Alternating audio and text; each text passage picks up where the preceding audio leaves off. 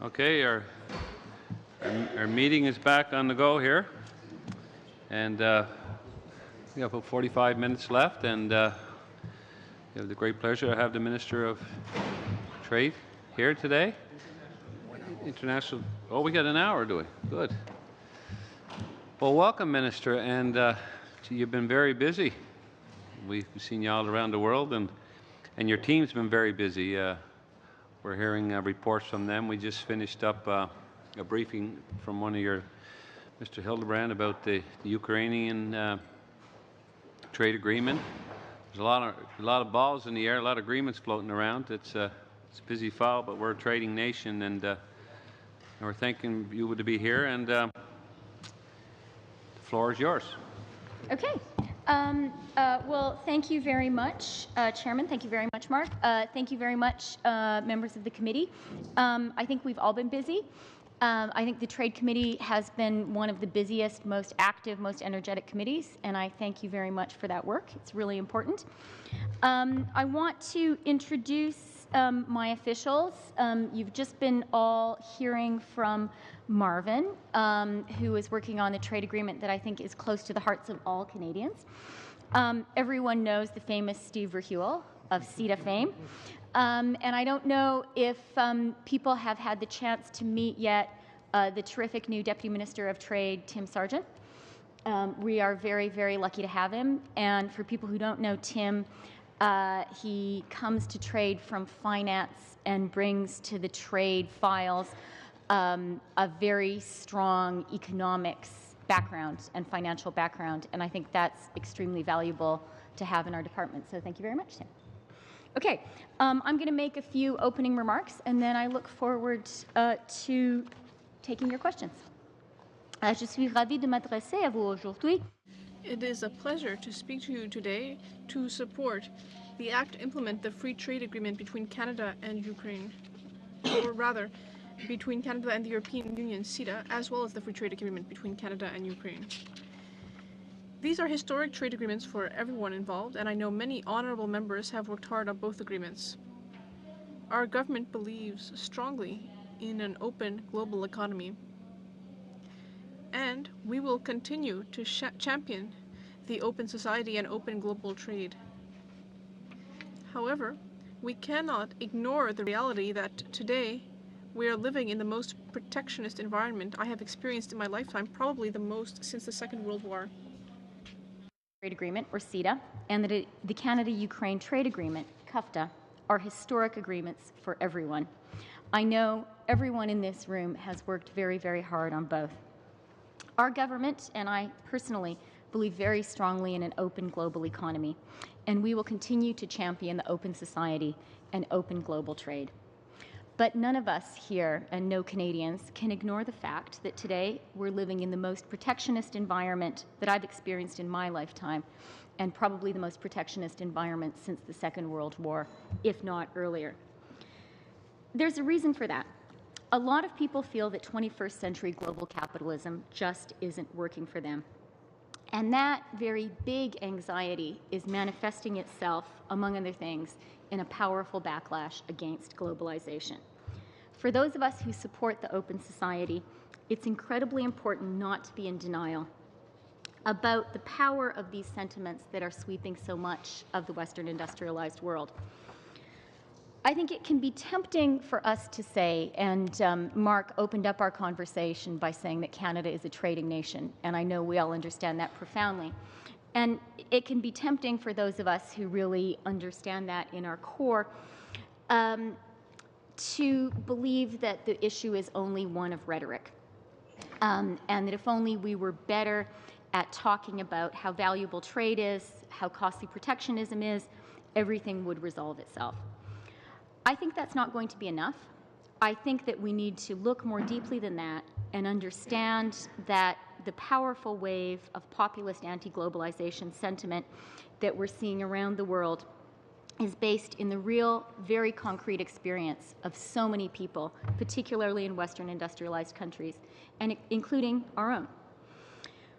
When we look at the sources of anxiety that people have, that sense of a hollowed out middle class, I think we also have to appreciate that the answer has to be about more than trade deals, because the anxiety is about more than trade deals, even if that is where the anger is sometimes directed.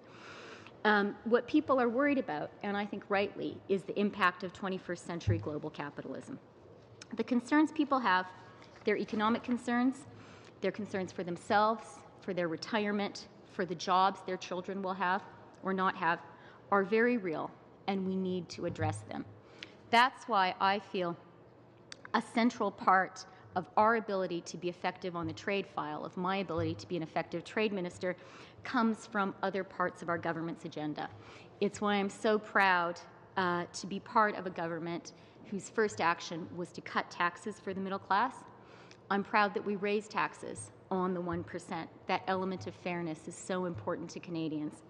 We're very proud to have created the Canada Child Benefit for the families that need it the most, and to have boosted CPP for our seniors. We're making essential investments every day that strengthen and support our middle class.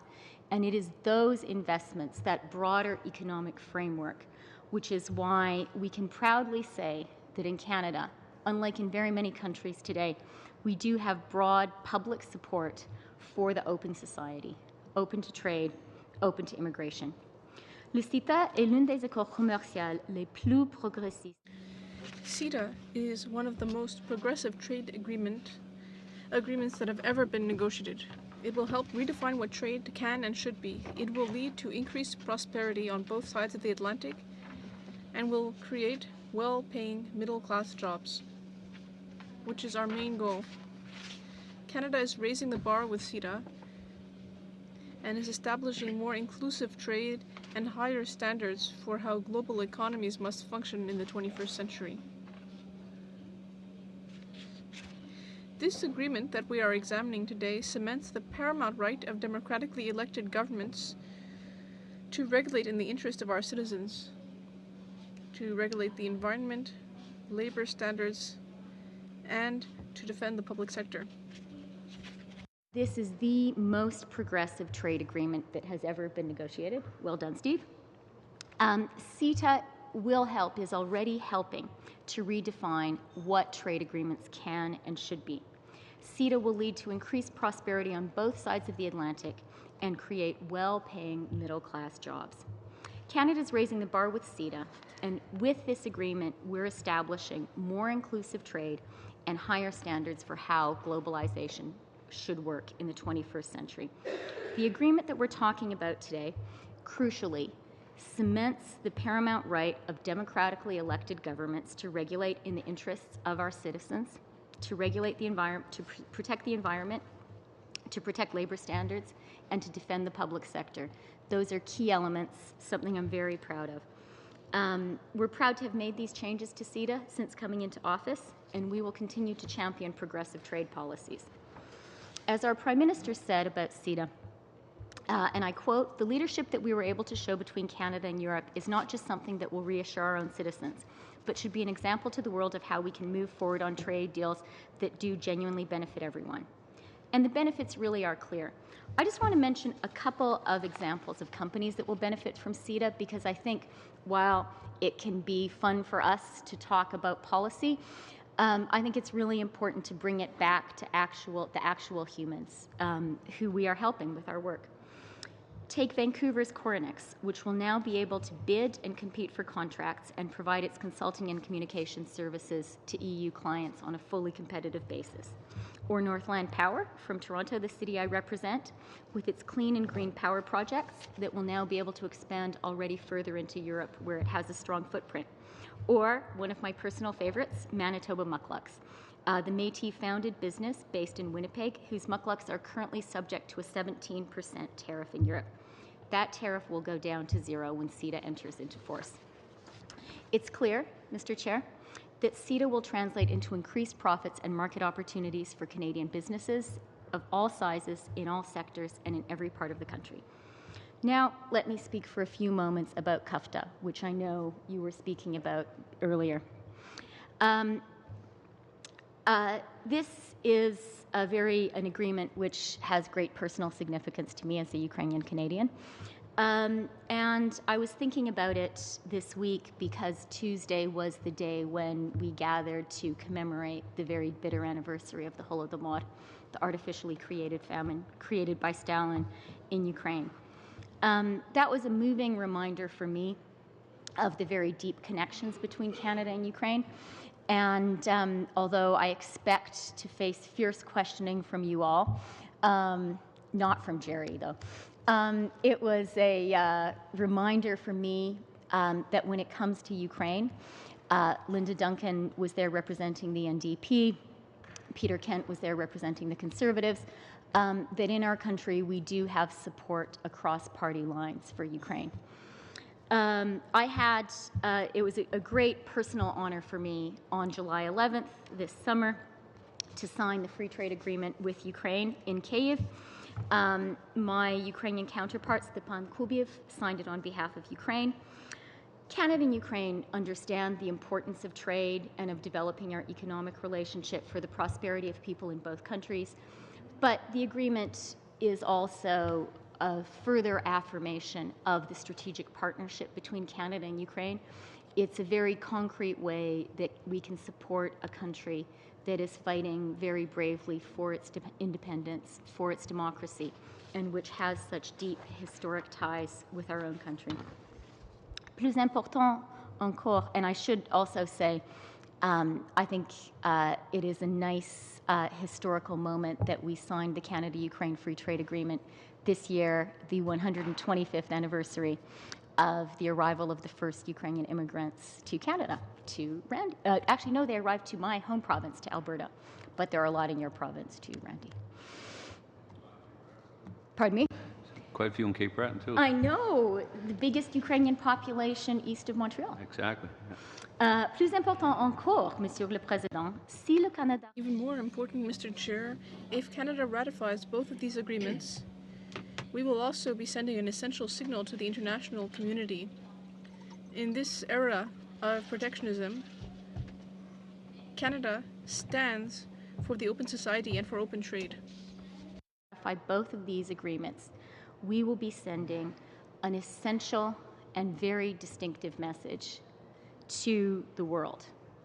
That this year, in an era of rising nativism, of rising protectionism, Canada is a country that stands for the open society and for open trade. That we are a trading nation, and we understand that good, progressive trade agreements build prosperity for our middle class and the people working hard to join it.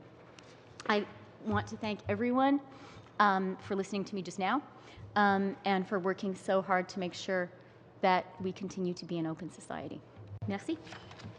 Well, thank you, Minister. And a few days ago, we had a group from the European Economic and Society Committee were here, and it was a very diverse group. They represented business unions, they represented social society, and all different parts of Europe that they were from. And they realized how, to pull this agreement together, I mean, when you take 28 countries, and then here in Canada we had 10 provinces and 3 territories have to all agree. It's nothing short of a miracle that we're this far, I guess, when you look at it. And like you mentioned, with the era of protectionism in the world, it's quite the feat. We're not there yet, as you know. Our committee's been dealing with it, and but we're patiently waiting for it to come to our committee next week, and we'll go from there. But without further ado, we're going to start with the questioning, and I know you can't wait for that to happen. So we're going to start off with the Conservatives. Mr. Rich, you got the floor. Thank you, Mr. Chair, and thank you, Minister and officials, for being here. Tim, it's great to see you again. You missed his credentials in agriculture, Minister. He's certainly well versed in a lot of those issues as well. We had the opportunity to travel together. I've actually got some pictures that, now that he's an important person, I'm happy to post them up on my Facebook page to share them with the world. Tim's an avid golfer, learned the rudimentary golf lessons at the WTO in Bali as we waited for things to happen there, watching the paint dry. So welcome, Tim. We appreciate what you're going to bring to the table. I want to begin with the elephant in the room, Minister. On the final days of the CETA agreement, you took it upon yourself to sort of open Pandora's box in a move to make the agreement, you said, more progressive. And in the end, we lost the ability to adjudicate on ISDS hindsight's always 20/20. Looking backwards now, is that something you wish you hadn't done? Absolutely not. Probably the element of our work on CETA, and I do want to back up and say on CETA, one of the things that I think is so exemplary about this deal is it shows that Canada can be strongest when we can have a change of party and government, but continue to work in the national interest. And the Prime Minister and I are very happy to acknowledge in particular the work of the former Prime Minister Stephen Harper in setting CETA in motion. And as you know, in opposition, we were very proud to support it. Having said that, I'm perhaps proudest of all, on a personal note, of the changes we made to make this agreement more progressive. When we formed government, one of the first things that we learned was that CETA, this very important agreement, which we had championed in opposition, was actually stalled. As everyone I would here, disagree with that no, point, let me finish, please, and then I'm happy to take more questions. When the CETA was concluded at a technical level in September 2014. From that time to November 2015, when we formed government and took office, there was no progress. The finalization of the legal scrub was stalled. And that was because the Europeans had come to the conclusion that the old school ISDS provisions in the old school CETA were not something Europe could support, they weren't something European civil society could support, and they weren't something that progressive Europeans could support. Okay. We looked at it, and I agreed. I thought they were exactly right. I think that now is a time, ISDS has been around for a long time, now is a time to build a more progressive system, something in which the right of states to regulate is fully enshrined. But hang on.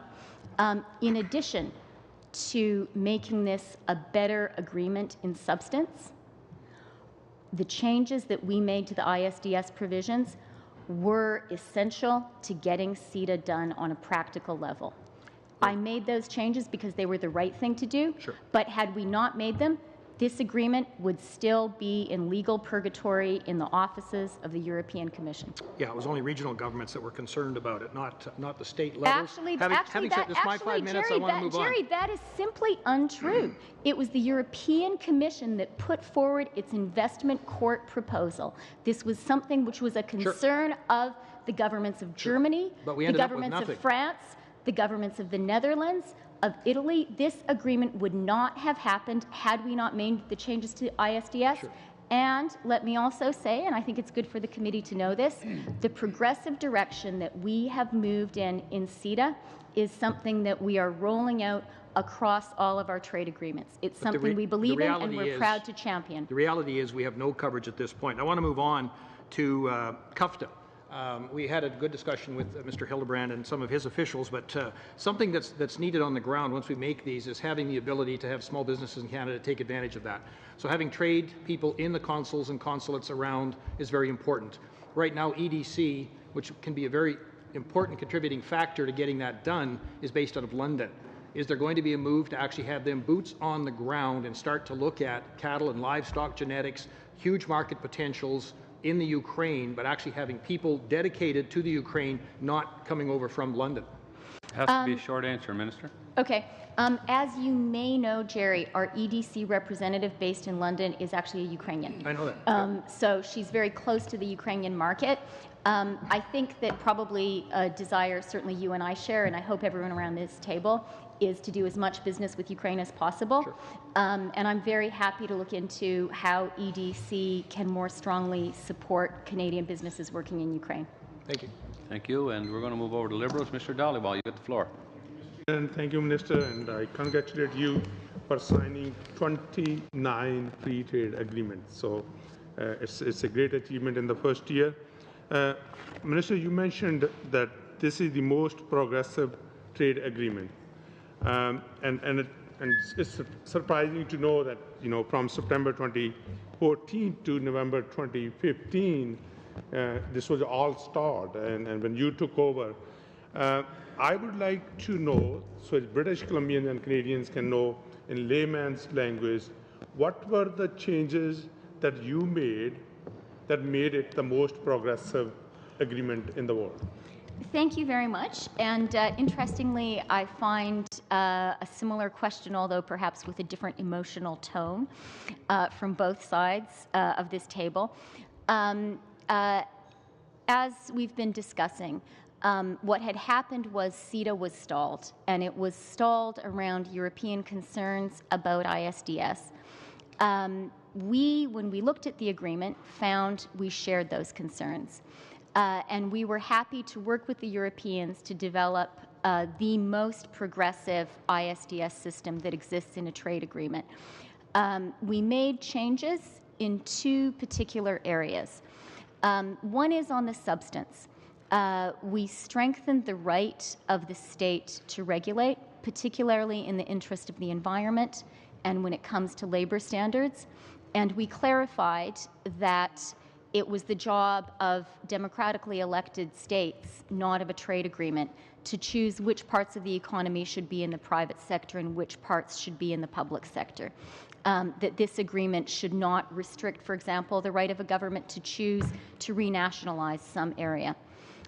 That's very important, and I think that that speaks to concerns that people have. People want to be able to elect a government, and through that election to choose what will be public, what will be private, what will be environmental standards, what will be labor standards. They don't want a trade agreement to decide that. And that is one of the things that we were very pleased to change. The other element that we were pleased to change was the process and how the ISDS system worked. And we have created a system where the arbiters, the judges, have a much clearer ethical line, that they cannot be a lawyer in private practice one day and an arbiter the next. That's really, really important. And we've also created a system in which the choice of who sits on the panel is not dictated by the company which is choosing to bring a case. So both the process and the substance have been improved. Something else that's worth explaining is that when it comes to the dispute settlement system, this is the one element of CETA which the Europeans determined was of national competency. That means that it is the element of the agreement which will not be provisionally applied if and when the agreement is ratified by the European Parliament and by us. In the way that we structured the work that we're doing on improving ISDS, there are some areas that are open to discussion. So this is really a very important, I would say, a landmark development in how dispute settlement is done in international trade. And we have embarked on a very important conversation with Europeans on how to create the next generation, more progressive dispute settlement process. I think it's something Canadians can be very proud of. And when you made all these changes, what was the reaction on the Europe side, if there was any, and what was that, please? Well, it was these changes that we made to the investment dispute settlement process which unblocked the agreement. As a result of these changes which we made, and I want to thank Steve Verheuel, with whom I worked on them very closely, that we were able to move the agreement forward, that we were able to finalize the legal scrub on February 29th, and that we were able to move the agreement through the European system. Those changes were also absolutely central in securing support of key European countries, particularly France and Germany. France and Germany had been hesitant, even critical of the agreement prior to those changes. Right after we made those changes, I traveled to Brussels, to Berlin, to Paris, and there we had public announcements of support for the agreement from Germany and France. So that's really what got it going. Thank you. Your time's up, Mr. Dhaliwal, and we're going to go to the NDP now. And Ms. Ramsey, you've got 5 minutes. Go ahead. Thank you, Minister. And I appreciate the concerns that you mentioned in your comments about trade, the way it's impacted people globally and here at home. The way to deal with these concerns is head-on. Addressing them, I think pushing this deal through and denying the very real concerns that Canadians have does it a disservice. And so I've asked this question of you in the House and have yet to receive a response, and Canadians have very serious concerns around the cost of pharmaceutical drugs in CETA. So Mr. Verhoel visited the committee and said that they don't really have an analysis on the increased cost of drugs due to the patent changes. Do you have internal studies projecting the cost of drugs to Canadians? Just a yes or no on that one. I'm actually going to start by addressing your assertion at the beginning. Well, first of all, thank you for your question. Thank you for the hard work you do on the trade file. I know that you're very, very focused on it, and that you care a lot about your constituents. I do want to challenge one assertion, and that is the idea that we are somehow rushing with CETA. This agreement, I think Steve of all people can point out. Well, I think in comparison to TPP, what's happening around TPP at the committee level. Steve can point to the fact that we've been, as a country, have been working on CETA for 7 years. The legal document, which is the one that we are going to be voting on, was finalized on February 29th of this year. Sorry, Minister, I was referring to the committee process. We've had a lot of time to look at it and study it, and I believe very strongly, as I believe do the majority of Canadians, that it's very important, particularly in this protectionist moment in the world, to get this agreement in place, to start creating the jobs and growth that it will for Canadians. It's also a very important moment to be diversifying Canada's economic relationships. On the pharma question, yes, I think that it's important for us to bear in mind, as I think Steve said in his testimony to the committee, that we are very mindful of this issue. This is something my colleague, the Minister of Health, is working on very, very attentively. We do need to bear in mind that we have time. So do you have internal studies? The new elements that CETA is going to bring in the pharma space will not actually have an impact on Canadians for 8 years. We have heard that So it's here. important not to have a false sense that when this agreement enters into force, those provisions will immediately enter force. More broadly, what CETA does highlight is that we need a broader look at Canada's pharma strategy, and that is something which my colleague, the Minister of Health, is doing. I think it's also worth pointing out and worth Canadians knowing that drug prices in European countries like Germany, France, the UK, are actually lower than in Canada. So, Minister, I'm sorry, I have to apologize, but we only have 5 minutes. Policy and not exclusively about trade policy. Go ahead. So Ms. Ramsey. do you have internal studies projecting the cost of drugs to Canadians? As I have said, this is an issue which we are consulting on broadly and which my colleague, the Minister of Health, is working on. I think it's very important for Canadians to understand that the impact of the new provisions in CETA on drug regulation will not fully take effect for a full 8 years from the time that this agreement enters into force. It's important to be truthful with Canadians about that. Agreed. And it is very important to appreciate that when it comes to drug prices, our government is very committed to working on that file, and it's important to understand that this is part of a broader drug pricing strategy. Okay. And furthermore, that Canada does have high drug prices. It's something the government needs to work on. Minister, and please. it is We only have something 5 minutes. It's So I very have to important ask to appreciate. because Hang on. Health Canada has required to provide Just one to the hold- can PBO. you- Ms. Ramsey, I'm just holding the clock. I want this to be a productive meeting, and I asked the minister if you can keep your answers short, and I asked MPs if they can let the minister finish her answer, and then we'll have a better dialogue going back and forth. So you got 1 minute remaining, Thank Ms. you. Ramsey, and you got the floor. So we know that Health Canada was required to provide one to the PBO, a study. Will you provide this to the committee and table all internal government studies around the analysis that you have? As I've said, on the impact of CETA on drug pricing, this is an agreement that has been carefully structured so that the full impact is not felt for a full 8 years. As I think we are all aware, this is a very fast-moving space, particularly when it comes to new developments, when it comes to issues of biologics, when it comes to the trade-offs between generics and brand-name drugs. Okay, It I is appreciate very that. much our response to CETA very much needs to be and will be embedded in broader work that my colleague, the Minister of Health, is doing So is that a on yes? drug pricing. Is that And a it is yes? very important for Canadians not to be misled. I agree. So and we're not, asking for the and not studies. to believe I and agree. not to believe that Our drug pricing issues are chiefly around trade agreements. So will you provide the study? Very I good. have I said, have to cut both of you off there, and okay, I just remind, we're not in question period, and I'm not the speaker, and, you know, we got to leave this dialogue go back and forth, and I don't want to have to interrupt okay. anybody's 5 minutes, but try to be productive and get the questions in quick and get the answers quick. So we're going to move over to the Liberals, and we have Madame Lapointe. You got the floor. Bonjour, bienvenue. Je suis bien contente que vous soyez avec nous aujourd'hui. Hello, I'm very happy to see you here today, and I'm also very happy about CETA. For Quebec, we've heard a lot about labor mobility.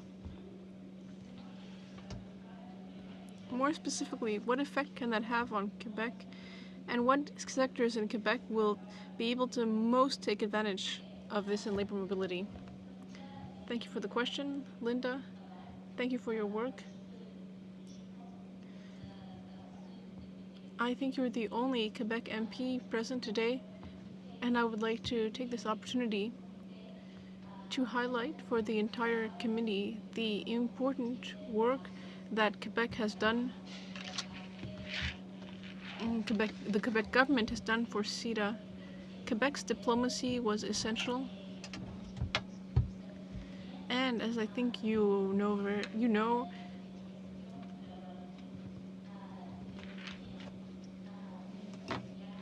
with the question of Wallonia, there were bonds that formed between Quebec and Wallonia and other parts of Francophone Europe, and that was essential.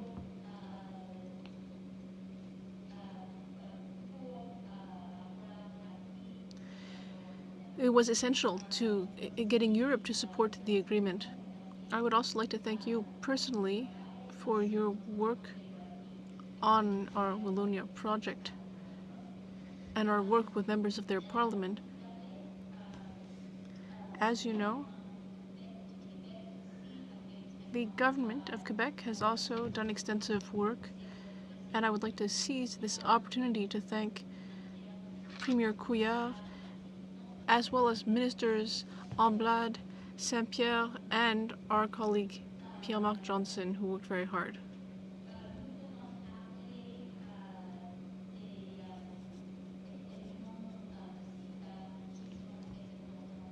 We spoke about elements of CETA that are very important for Quebec.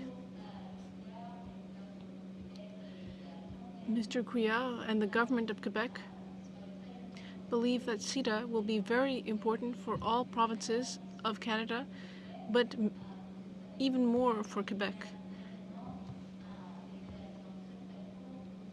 As you know, there are now very close relationships between Quebec and Francophone Europe. These trade relationships will make things easier when it comes to tariffs. There's also the matter of government procurement. That's a key element of CETA.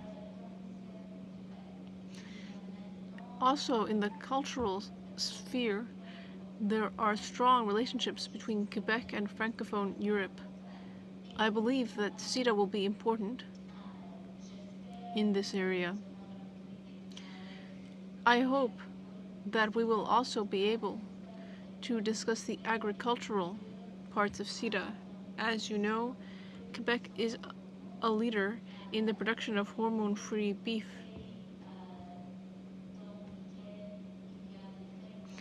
And there is an immense potential for exports of hormone-free beef from Canada to Europe.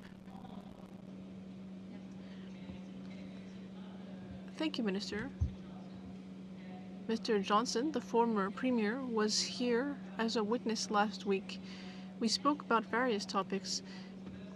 What sector, you mentioned hormone-free beef, what other sectors in Quebec could benefit? You mentioned culture and beef. Are there other sectors that could benefit from the agreement? I'm going back to my riding this weekend. I'd like to be able to pass on the good news. As I said, the agricultural sector, especially hormone-free beef with its immense potential, the services sector, we will be able to work directly with Europe. I think CETA will open doors to European investment in Canada.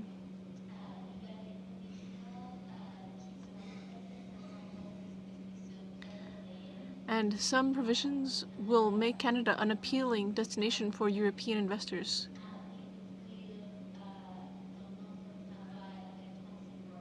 As we saw in our work with Thomson Reuters,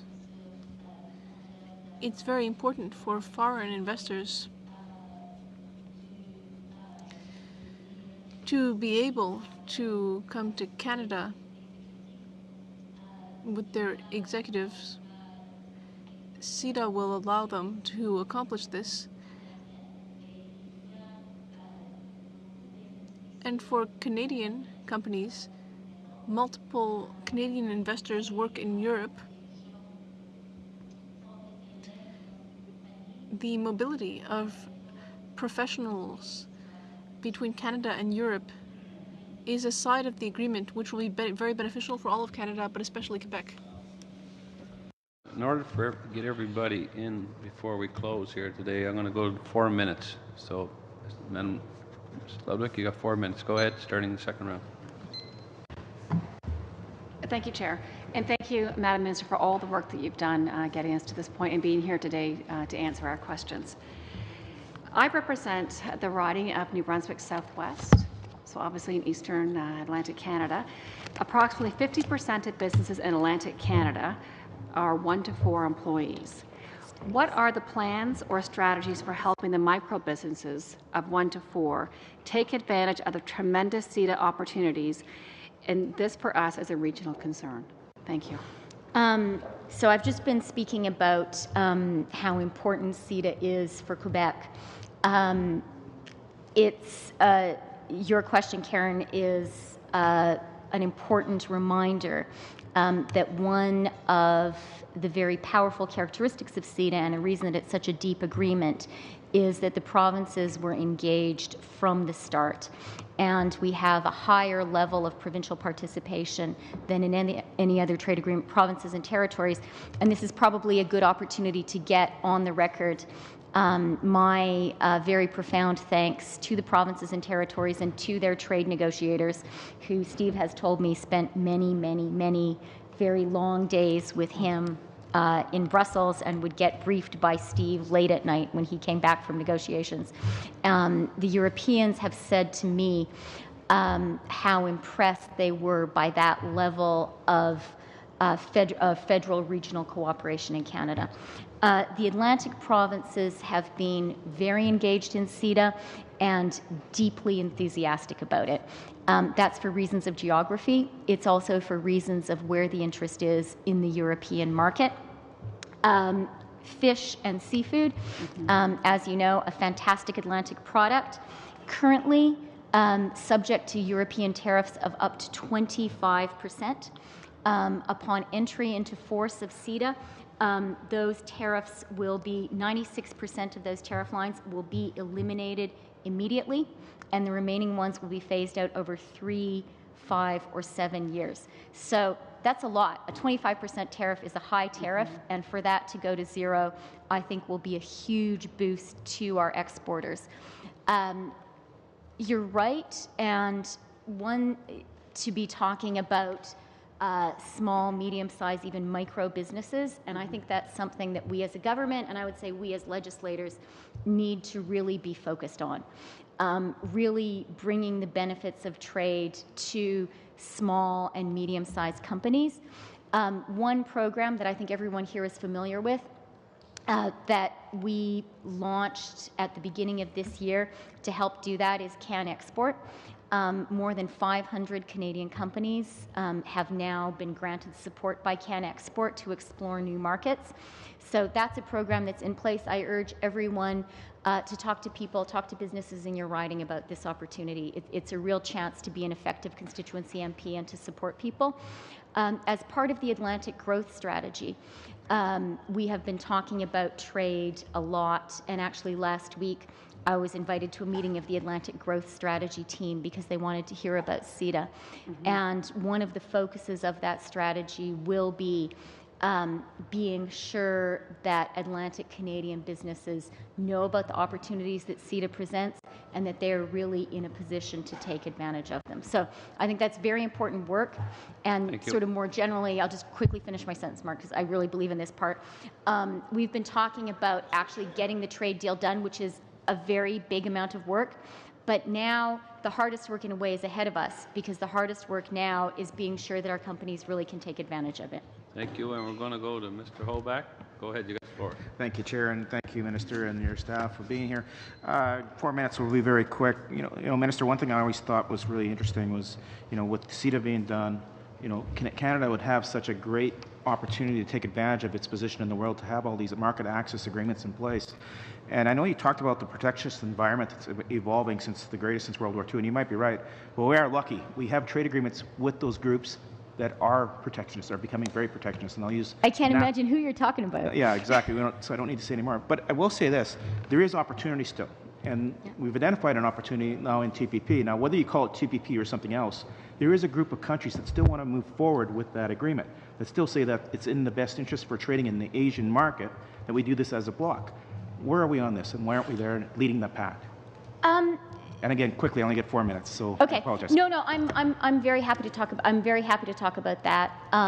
We are very engaged with our TPP partner countries, and when I was in Lima 10 days ago, I met with the U.S., Japan, Mexico, New Zealand, Australia, Chile, and Peru. So that's 7 of the other 11 countries.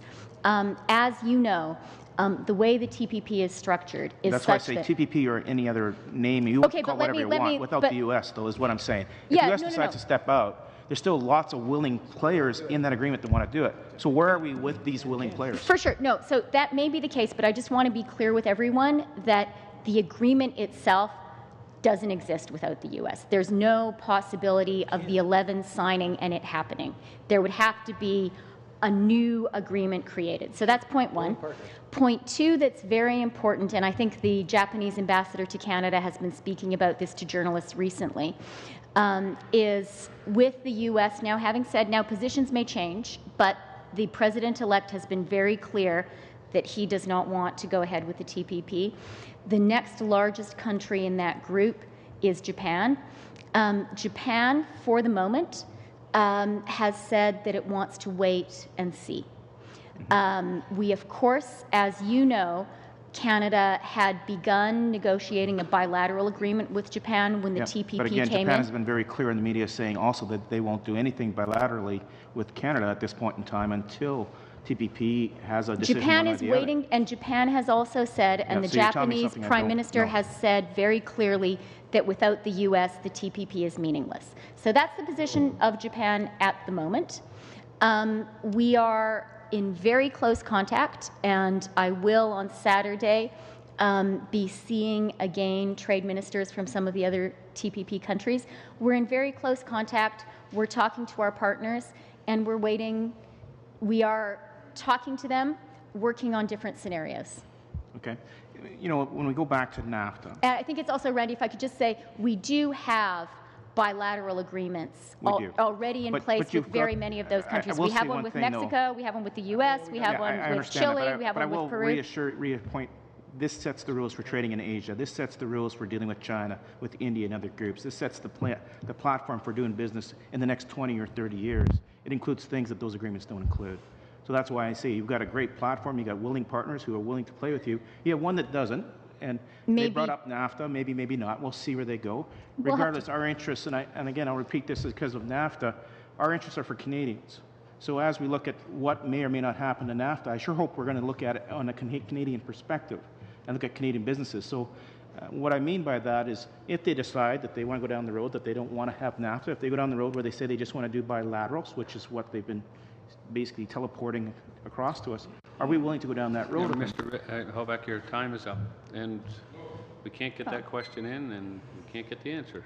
So we're going to move over to the Liberals and I'm Mr. sorry, Fonseca. I want to answer it, though. Yeah, I'm not allowed to? Could we do a deal that we do 2 more minutes? You've been on That's a good committees question. before. Maybe. If they want to ask it, I'll answer it. If one Yeah, of you, Mr. Fonseca, you okay, got the floor. Go I'll ahead. just say to Randy, if one of your colleagues wants to carry on with that question, I'm happy to answer. Go ahead, Mr. Fonseca. Minister, just first off, just congratulations to you and your team. It's Canada's really writing the playbook when it comes to progressive trade agreements, and I'm sure the world is watching in terms of what we're doing. Just from start to where we are today, acknowledging also the previous government and the ministers, the work that they did. I had opportunity to speak to our former Ontario Minister of Trade or Economic Development, Sandra Pupatello, the other day, and she said, you know what, she is so delighted that we have gotten to this stage and this is going to happen. And having worked with Steve and with others and been at the table, that's why we got the buy-in from the provinces, and then in turn them from the municipalities and all the stakeholders and the people. We're always talking about trade here. We're in the bubble. Minister, often, you know, I speak to Mississaugas, I speak to my neighbors, I tell them about productivity and efficiency and trade deals, etc., and their eyes glaze over. And what they want to know, Minister, is jobs. That's what they talk about. And what those jobs mean are that they can send their kids to college or university, that their potential is going to be met, that they will be able to fulfill their dreams. And as you opened up, your comments were so right. It has to be a win-win-win for everybody. It's not just about business, it's just not about countries, it's about the people. And for us to set that stage with progressive tax measures, in terms of what we've done with the Canada Child Benefit, now with the enhancement of the CPP, with the CPP, I think that is what others will look to so that they can get the buy-in, from their citizens. So, Minister, when I think about this, I think about a company in Mississauga, Maple Leaf Foods, the biggest, processor of beef and pork, etc. How will this impact those workers at Maple Leaf Foods? What will this mean to them in Mississauga? First of all, great question. And I do think it's very important for all of us. Although we devote a lot of our time necessarily to talking about the finer points of trade policy, it's our job as politicians is to be talking about bringing home those benefits to specific people, in particular the constituents we represent. Maple Leaf Foods is a great example. It's a company that I know you talk to a lot. I talk to them often, and they are very interested in the opportunities that CETA presents. Rory McAlpine of Maple Leaf Foods, and they have offices all around Mississauga. Here's what he has to say about CETA. The EU is obviously a very large, affluent market with a strong investment presence in Canada and vice versa. If you think about how increasingly global trade is built around intra-company supply chains or coordinated supply chains globally, you can see how a free trade agreement really can build up investment that's in both respective jurisdictions. So they see some really big opportunities, and I think that should be exciting for your constituents because it translates into jobs and growth. I want to highlight one other aspect of CETA, speaking to you personally, which is, I believe, just as I am Ukrainian Canadian, you are Portuguese Canadian? Ukrainian wife. Ukrainian wife. Yes. I do think one of the elements of CETA, which is exciting for a lot of Canadians, is very many Canadians trace their roots to one of the 28 member states of the European Union. And I think this is a real opportunity for all of those local, Portuguese Canadian Business Association, Italian Canadian Business Association, etc., to really build those human ties into economic ties. I think that is going to be very exciting for a lot of Canadians, a lot of your constituents. Thank you, and we're going to go from the Ukrainian to the Portuguese and over to the West, to the Dutchman. Mr. Van Kersten, go ahead. Thank you, fellow Dutchman. Thank you, Chair. And thank you, Dutch, yeah, thank you, Minister, for being here. Much has been said about the CETA deal. And one of the things that I think is missed, and we alluded, I think you alluded to it as well too, is the incredible hard work that took place. And, I know that someday there will be a book written. And at that time, maybe it'll just be seen how remarkable, in fact, this deal was. And Steve, you've been given many accolades in your team, but not only the hardworking negotiating team, but the ministers that were involved too. Back home, I think we all get this. A lot of my constituents will say, Dave, why aren't you a minister of this, or they even think I should run for prime minister. I haven't learned much from Hollywood, but Are you look, this is the news story of this event. Are you throwing your hat? Well, I haven't finished my statement yet. I said I haven't learned much from Hollywood, but one thing I did is a line from Clint Eastwood, and a good man knows his limitations. But I'm going to tell you this too, that when I saw the work of our ministers, and I talked to this guy right next to me here, and some of the, because we get pretty close. I think you'll find the same thing in your caucus too. And when he tells me at the end of the week, where he's been to this country, that country. I mean, just thanks, Jared. I thought it was 40. But all kidding aside. Hey, is that cash for access? Not $1,500, Minister. Can we get some order here? I know it's. You're losing control, Chair. I know it's Christmas in Holland right now, but let's get back to order here, Mr. Anyway, Kersten, go ahead. all kidding aside, an incredible amount of work, and I'm a little concerned.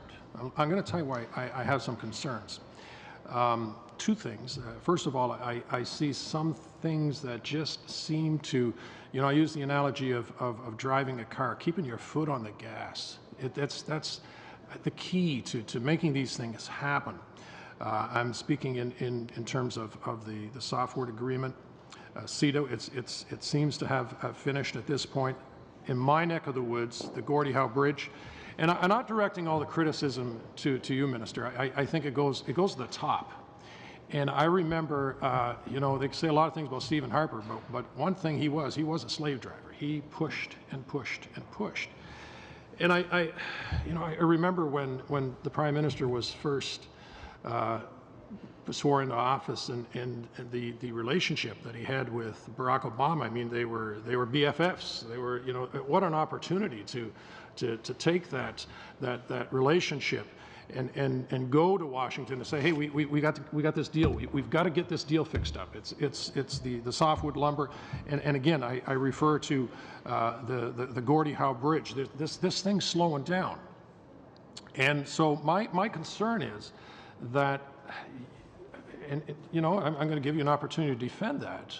But you're going to have to do it quick, because you're going to have to get your question in. I just see there just to be a hesitation, just this terms of automobiles again, until you hit the gas, but it's not responding. We need to have that commitment that from the top that these things are priorities and these things are going to happen. Can you address that? Because I really am concerned, and maybe you can even talk about the Gordie Howe Bridge, because there are indications that thing is slowing down. We can't have that happen. That thing has got to. You got 15 completion. seconds, Minister. Oh my God, well, I can't do all that in 15 seconds, so all of it in 15 seconds. No, the only thing I will say, I do want to assure everyone that while I am confident people certainly on that side of this table will not agree with every single thing that I or my government do, I do want to assure you all, I'm a farm girl and I know how to keep my foot on the gas pedal, and we are certainly doing that. We're pressing we're driving very, very hard on our trade agenda, very much including with the United States. We understand the importance of that relationship, and we are working very hard to deepen it. Okay, we're going to go to the NDP for 2.5 minutes. Ms. Ramsey. Thank you, Chair.